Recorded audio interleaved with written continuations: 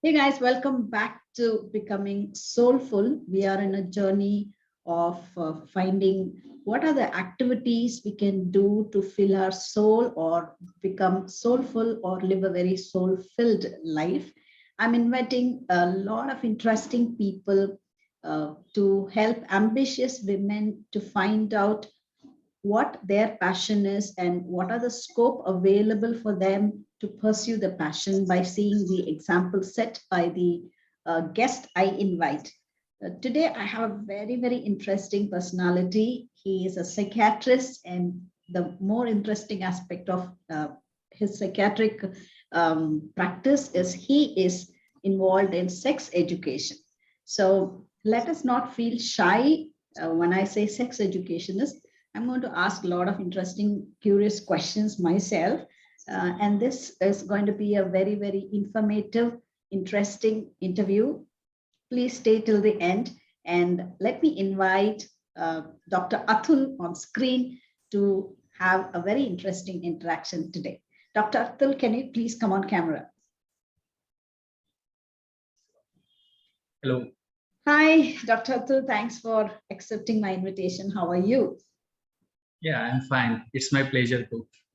Thank you, Dr. Atul. So I'm so curious to find out how you landed up as a psychiatrist, and even more interesting, how you landed up as a sex educationist. So start introducing yourself and say something about you and your life.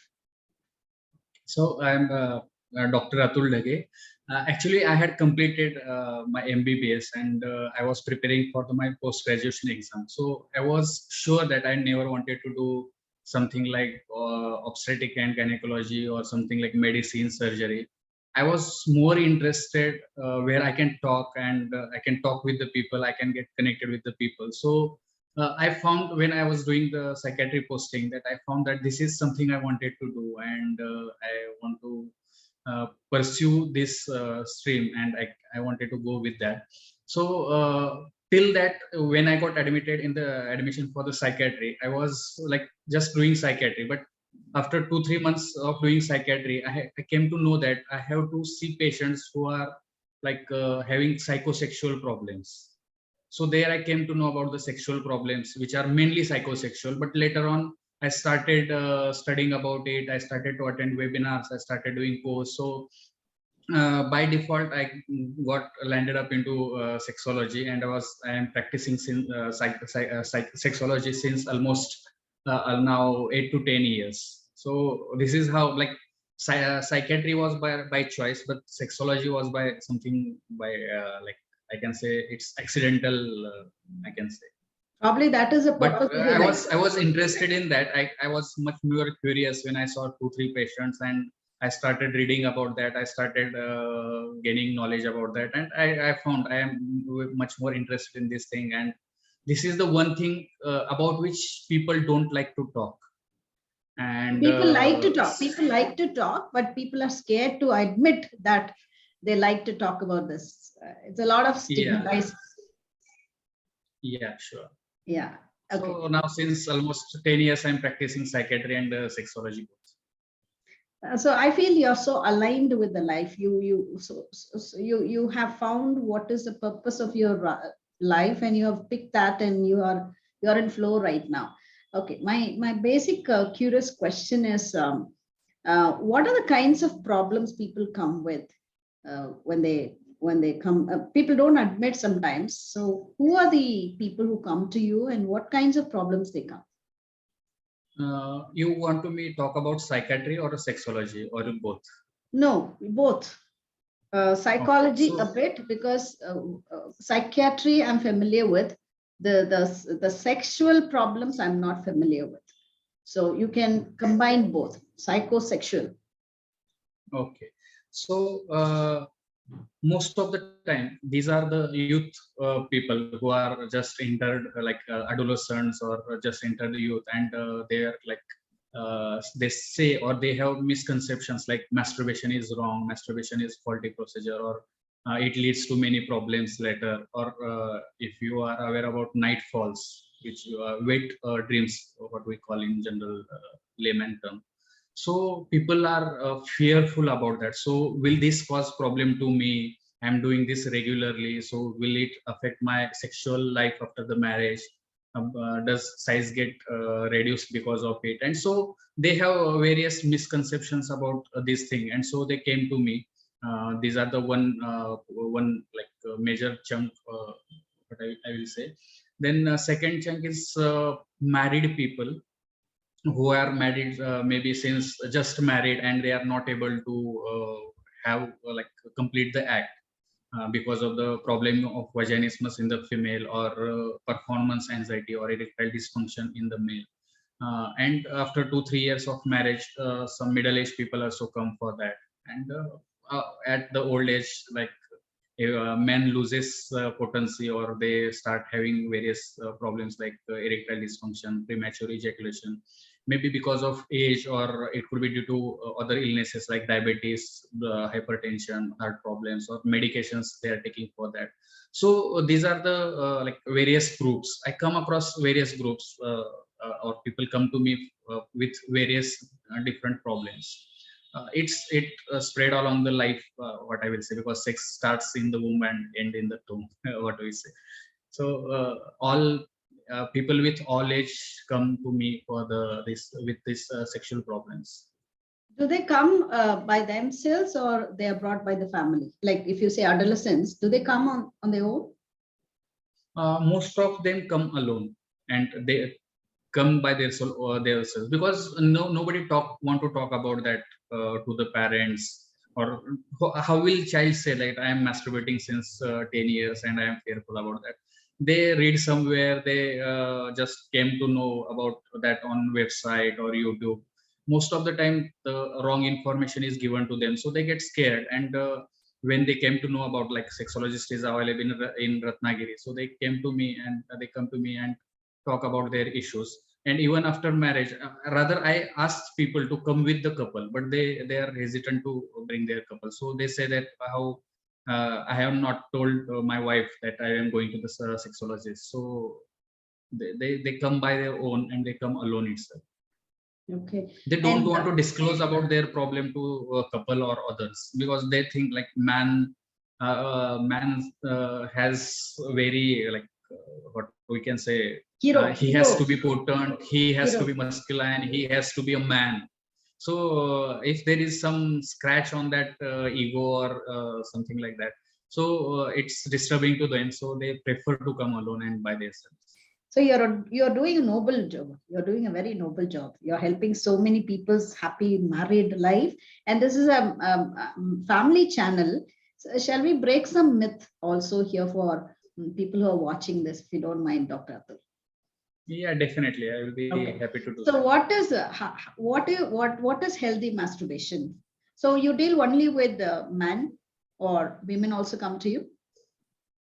Yeah, but actually, masturbation is common in both male and female, but it is much more common in the male. The frequency is much more common in the male, and uh, what I will say, percentage is also common in more in male.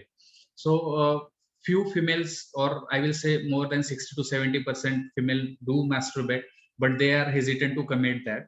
They rarely do tell that, or they don't know that what they are doing is the masturbation many times. So basically, whether it is man or male or female, masturbation is healthy process.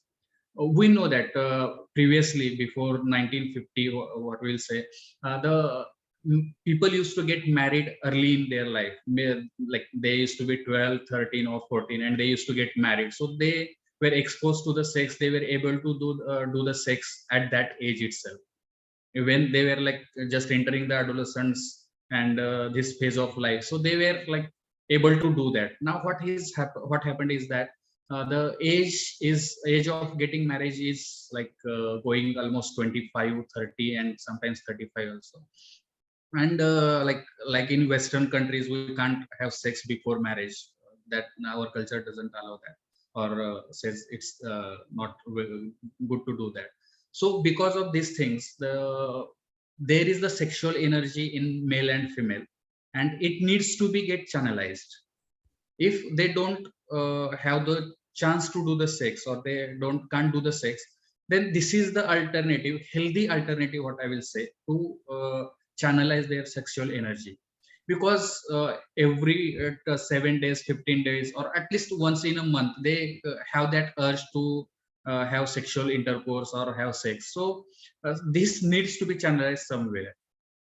So doing masturbation is a good thing or a good way to do that, rather than going somewhere like red zone or red light area, what we will say, or commercial sex workers, or what we say. So rather than that, this is the good thing, that we don't indulge in wrong with sex with the wrong partner. So this is the good thing to do, but they have to take some precautions, specifically male, that they have to be in a secluded place. They should have a private space for that, at least for 1 hour. It's they can't do it in a hurry, like they went to the bathroom and just in 2 5 minutes they finish that act. So this will lead to the premature ejaculation, like problems. So there should be personal space. They should have sufficient time. They should do it gradually, and most important, there should not be any guilt about that. Many people do have guilt, like while doing that they enjoy it very much, but after once it is finished, they start getting that guilt, that why I have done that, I have decided not to do that, because they have many misconceptions in their mind, that masturbation leads to the decrease in the size of the penis, masturbation leads to the slightly deviation, or what do we say, angle of the penis, or one of the testicles may get small, or the semen may finish after some days. So there are many misconceptions about that, so they start developing that guilt. So the patient or the person should not have that guilt after doing the masturbation. And Are we likewise, female also can do the masturbation. There is nothing wrong in that. But there are two ways to do masturbation in the female. Some do with the stimulation of the clitoris, which is the elevated part in front of the vagina.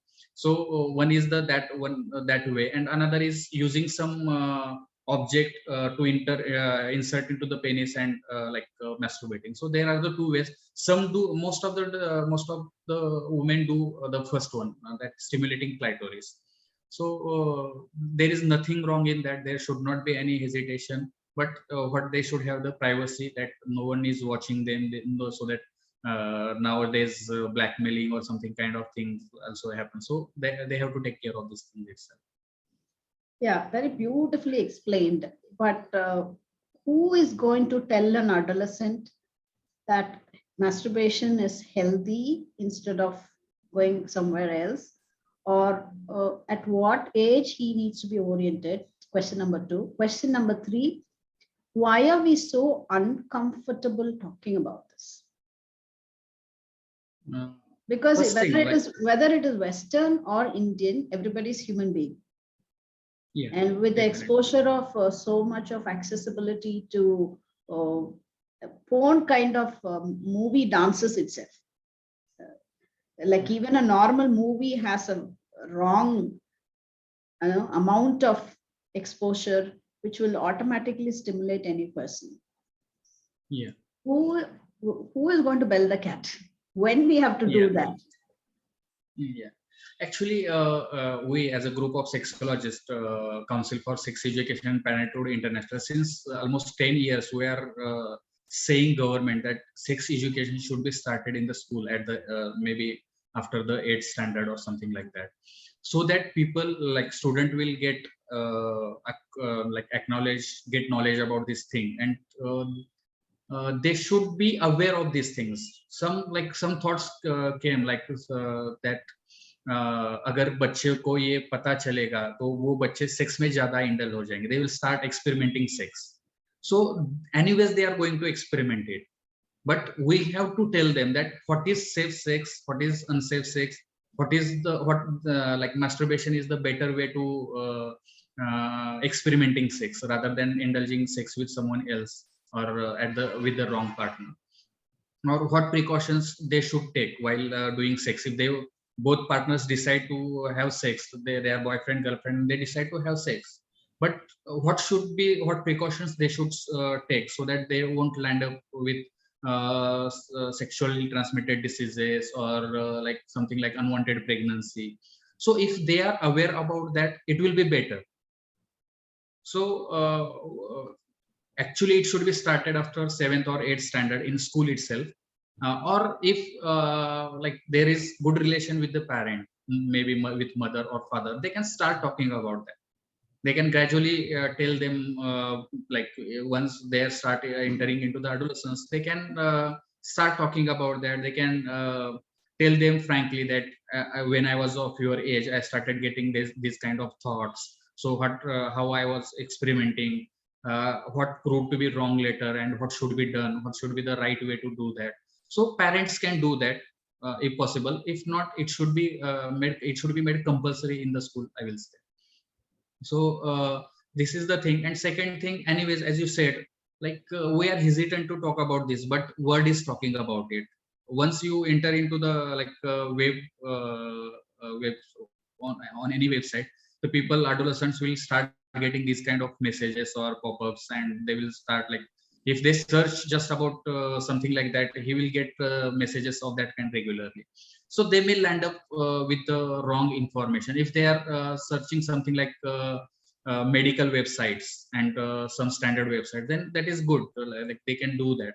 But most of the time it's Google ad that pops up, or it is advertised that pops up, and people may land up with the problems. The adolescents may land up with the problems rather than the solution.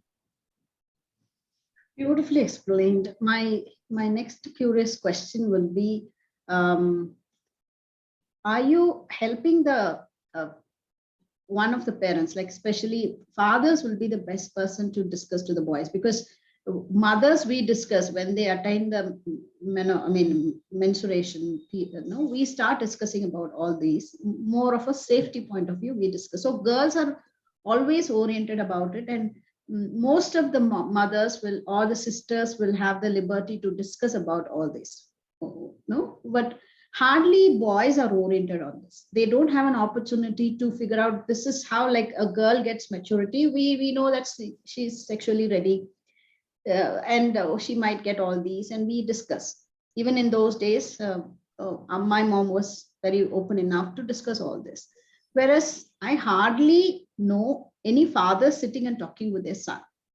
What is happening with that? Why still fathers are shy, or they don't feel the need to sit and talk with their son, in spite of knowing that nowadays this has become mandatory. They have to sit with their mobiles for the classes, and one click of something will take them to many pages without their knowledge. Also, when these fathers can break out of that assumption that if you talk about it, they'll get more, if you orient them, they'll get into more.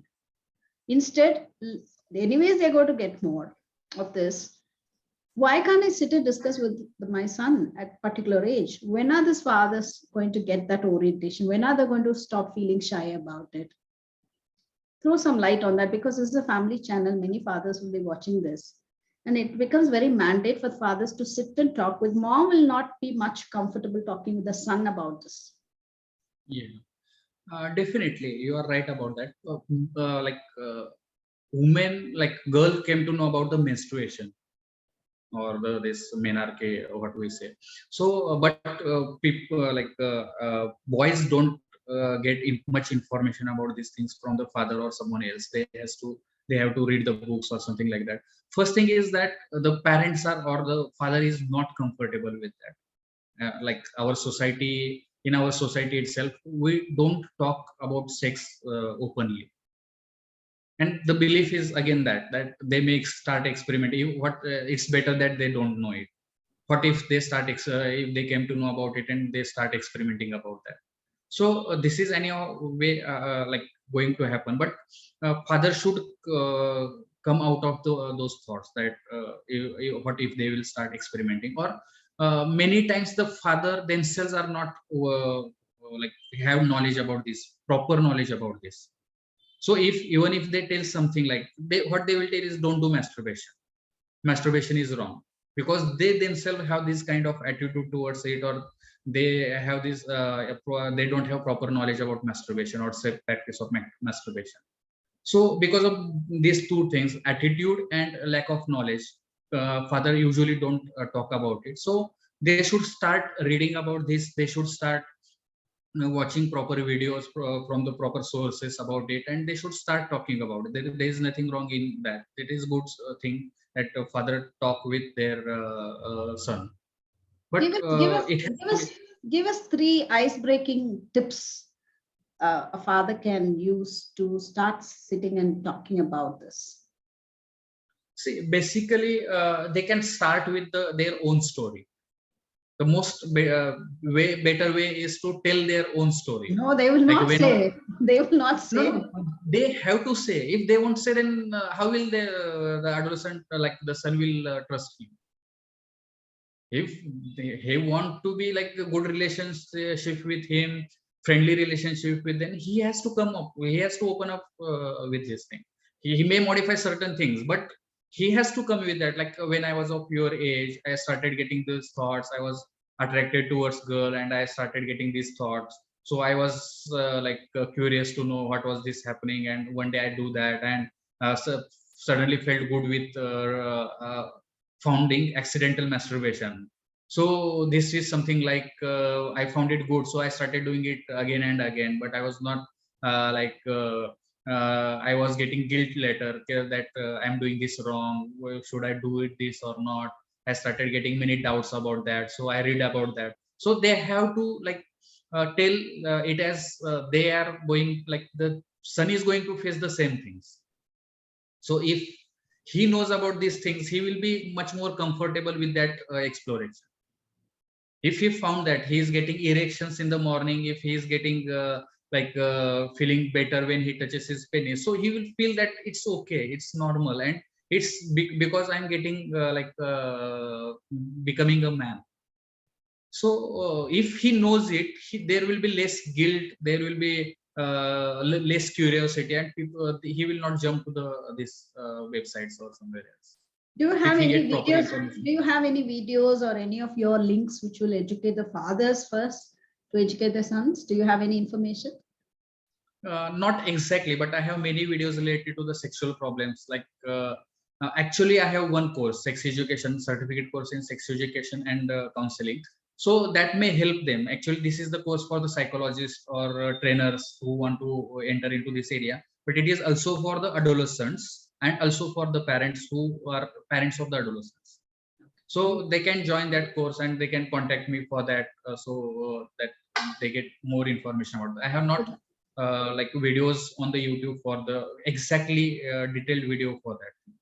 So guys, I'm going to share the link and you can join the course with Dr. Atul, knowing more about sex education. My next question will be, what are the other ways of transmuting the sexual energy? It's not always landing up in masturbation. If a particular person has more sexual energy, is there a way to transmute the energy? Channelize it? Yeah, definitely.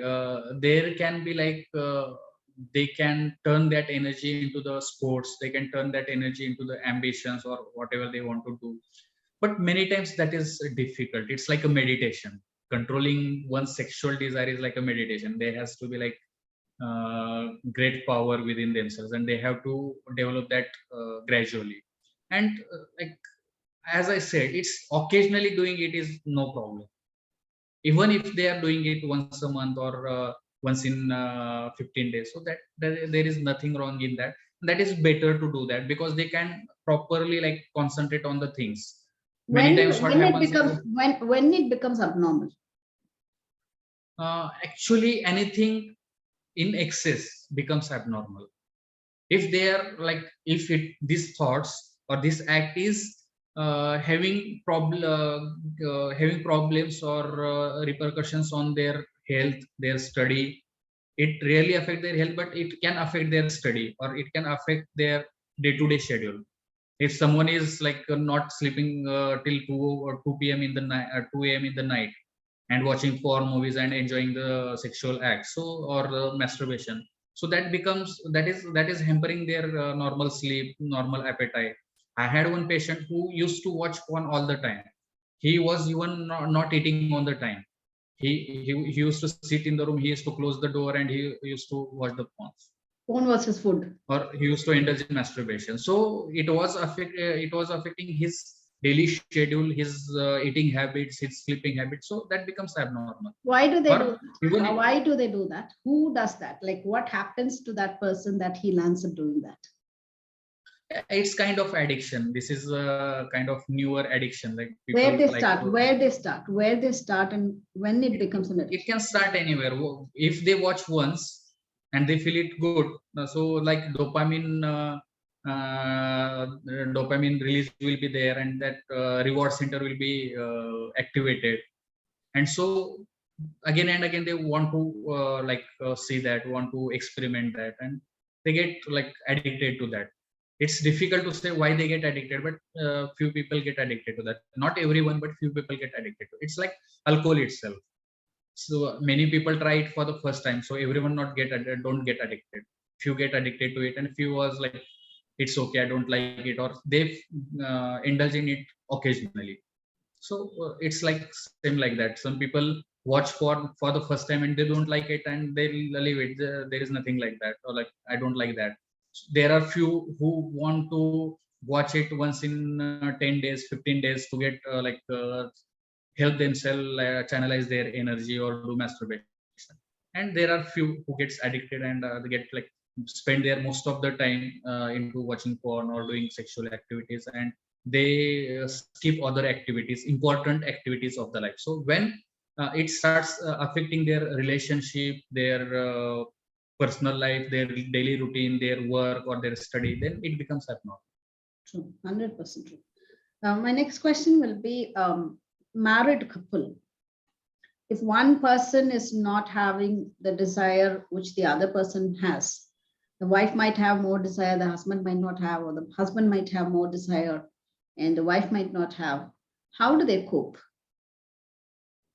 It's difficult nowadays. Like many people come to me, like many people come to me with this problem, that this person have to want sex daily, but I don't get desire daily. So it becomes difficult when there is the sexual desire mismatch in the couples. But they have to come to some consensus that at least they can have sex thrice a week or something like that, according to their both consent of the both. They have to come to some consensus, or there will be difficult. There are many problems. As husband says that my wife doesn't allow me to have sex daily, so I have to indulge somewhere in the sex. So these kind of people also come to me. So how sex deprived person in the partnership can help themselves? Because it is going to take a toll on the marriage, it's going to take a toll on everything else. No? So how can they take care of themselves so that it doesn't affect the relationship and the marriage itself? Yes, definitely. The both person has to talk about these things. Like, not only who is having more desire, it's about those not having that much desire also. They have to come to some consensus that it's okay, I don't like it, but I will start indulging in it. I will start exploring it. I will start doing that so that I can get enjoyment from that. If they are, sometimes what happens is that if husband has premature ejaculation or erectile dysfunction, so if female is not satisfied, if they doesn't get orgasm, gradually they start losing that desire or that sense that they want to have sex, because they are not satisfied in their sex. They just say वो तो आता है 2 minute में आ जाता है और चला जाता है, तो मेरा तो कुछ होता ही नहीं है. So because of that, they start losing their interest in the sex. So she has to talk that I'm not getting satisfaction. I'm not going up to the orgasm. So we will indulge in much more foreplay. We'll start foreplay we'll do foreplay for 15 to 20 minutes. And when I will be properly stimulated, I will tell you to insert, and then you can insert, so that we both can reach to the orgasm. And even if you I don't reach to the orgasm with penetration, you can continue with the afterplay, so that I can at least twice or thrice in the when we do sex for 5 times, at least 2 to 3 times I reach to the orgasm, because that is the important factor. There should be Will the some man listen? Will the uh, man listen? Will the man listen? he has to listen, or else, like, that's what I say. If he want to have sex, he has to go, like, the sex is not for one person, it has to be for the both. It is Beautiful. for the pleasure of the both. Beautiful. Man has to understand that Where this they can't, like, orientation happen, doctor? Because Indians are very shy. Where does this orientation has to happen? Before marriage, after marriage, between the couple? Where? actually it has to happen before the marriage, because Where? they should know what is the When? Because I have two girls and I'm looking out for a boy for my girl. How, when we start all this discussion? When do we do this? It's practically speaking, it's not possible. Even discussing about, can I have your medical certificate, or can I understand what are your financial goals? All these sounds very foreign to our Indian culture. Practically speaking, I have a daughter who is going to, I'm looking out for a boy. Is it practically speaking possible to sit and talk about all this? now it is not possible, or I will rather than not possible, culturally if we see, it's difficult, but somewhere we have to start, we will have to start. And we have to understand that today's generation is far beyond than what we are, like, Yeah, yeah. expecting. They know about it, they had watched the porns. They almost at the age of 10, 12, 13, everyone had seen at least a porn one times, I will say. So they know about it, they know about it. What we have to tell them, what is right in that and what is wrong in that. And if you can't do that, like, if parents can't do that, they have to, like, take them to the sexual educators or counselors or somewhere else, like, who is trained in the sexology or sexual education. So that is necessary, very much necessary. Now, like, because of the porn, like, many males are getting to know that this has to happen, this kind of foreplay has to go for almost 10 minutes, 15 minutes. But then again, oral sex and that, they have to do that. They have to try 10 positions in just one sexual act. So these kind of, like, misconceptions, or these kind of things are getting fed into their mind. So they had to be clear that this is not the proper sex, or this is not what happens in the bedroom. This is just for your So entertainment, or just, wives can't be a porn star. yeah, this is just to stimulate you. So Okay. they have to be given proper education, proper information. If parents can do that, then well and good. If they can't do that, then sexual educators or counselors or sexologists are there who can help them. Beautifully As I explained. said, like, I say that adolescents should get sexual education. Everyone going to get married should get sexual education or counseling done at least 1 month prior to like, getting married, because there are many issues that somewhere people don't want to get a child in 1 month or 2 months. They want to enjoy it for 2 years or 1 year at least before having a child. But they don't know how to do that, what to do that. They just use condoms, or they use calendar methods, or what Google says to them. So these are, like, they don't know about the percentage of the success of it. So they had to take the proper consultation, they had to go with the sexologist, and they should know about what method they should use. Condom is not for the people who have getting just married.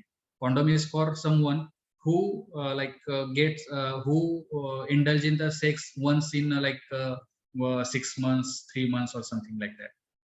For the newly married couple, OC pills is the better option. So they should know about these things, and they should get, like, adolescents and those who are going to get married, because these kind of things should be told to them, that many times this happens, that because of this sexual energy, man starts doing foreplay. Within 2 minutes he get erection, and he will throw his clothes and he will start doing that. So if for the first sex, female is not ready for the sex, he is not properly stimulated, he will feel pain, and she will she will feel pain, and she will get rigid Aversion. Aversion for aversion it. to the sex, aversion for that act. So they should know, both partners should know. And similarly, many times we say that this they are getting exposure to the sex or this kind of things, or but many females till date don't know how to do sex, or what is the proper way to do sex, or what does sex mean. So some people might need help with that thing also. So before getting married, at least 1 month prior to the marriage, they should get Sexual orientation. sexual orientation, or what we say, sexual education or counseling. Beautiful, beautiful. And you said 2 people have to get oriented by you. The third category will be the husband and wife who live like roommates. Yeah, definitely, because recently I have come across case. They both came to 9 p.m. at the home. They just have dinner and start watching Big Boss and watch it for 2 hours, and they sleep after 2 hours. And then they say we don't have that, we don't feel that much intimacy with ourselves. If there is no physical relationship, there won't be intimacy, because sexual intercourse is the one thing that releases oxytocin hormone in our brain, and this oxytocin hormone is called as love hormone. So if you want to feel loved, or if you want to feel like in the love, or feel intimate, this hormone has to be there. There has to be release of oxytocin frequently in the brain. So if they are not indulging in the sex and they are just living like roommates, then there won't be intimacy or something kind of thing in that. In 90% of the cases, there are 10% of people who both are not interested in these things, and they were okay with that. If she is not okay with that, I will leave it to that. We understand each other, and but that happens only with the 5 or 10%. 90% will end up in the problem. Beautiful. If I give you last 90 seconds to give a brilliant advice to all the sex lovers, family, what is the advice you want to, what is the one piece of advice you want to share? Sex is the most beautiful thing in this world. First thing, it has to be enjoyed with full full going fully towards it. But before doing that, one has to get education, proper information, what is right, what is wrong, what should be done, what should not be done. And they have to remove that guilt from their mind. And baby is just a side effect of having sex. Don't do sex for having a baby, and once it is done, then don't stop having sex. Sex, as I said, it starts from the womb and end in the tomb. So there is many people, when they have 2 children, those 2 children, or they reach to the 40-50, so they say that now our sexual life is over. There is nothing like that. They can enjoy sex till I will say 70, or till death, I will say. Thank you And so they much. have to It's a go, they have beautiful to enjoy advice. this. Beautiful advice. Sex is a beautiful thing and God-given gift to express love towards your partner. Thank you so much, Doctor. I think I need to have one more session with you. It's a very interesting topic. Time went off so quickly, and God bless you for doing a noble work, for making many people happy, relief from the stress of guilt and everything. God bless you. Thank you so much, Dr. Atul. Thank you. Thank you for inviting me. Thank you. We should definitely have one more discussion with you. So Sure. I'll come with specific questions from my audience. I'll take some questionnaire and I'll come to you, personal questions from people, and come to you, Doctor, one more time. Thank you so much. Okay, I would love to do that. Yeah, thank you. Thank you. Yeah.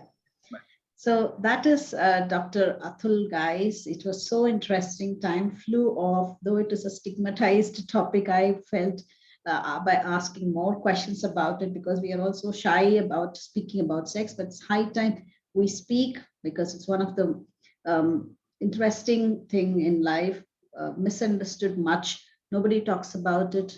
And if only educated people get into discussing all these, families will be more happy, couples will be more happy, women will be more happy, men will be more happy, and adolescents will get guided advice on this. So I'll come back again with another interesting interview. Stay tuned, watch till the end, like, share, and subscribe. Signing off, Vimala Rane from Becoming Soulful. Bye for now.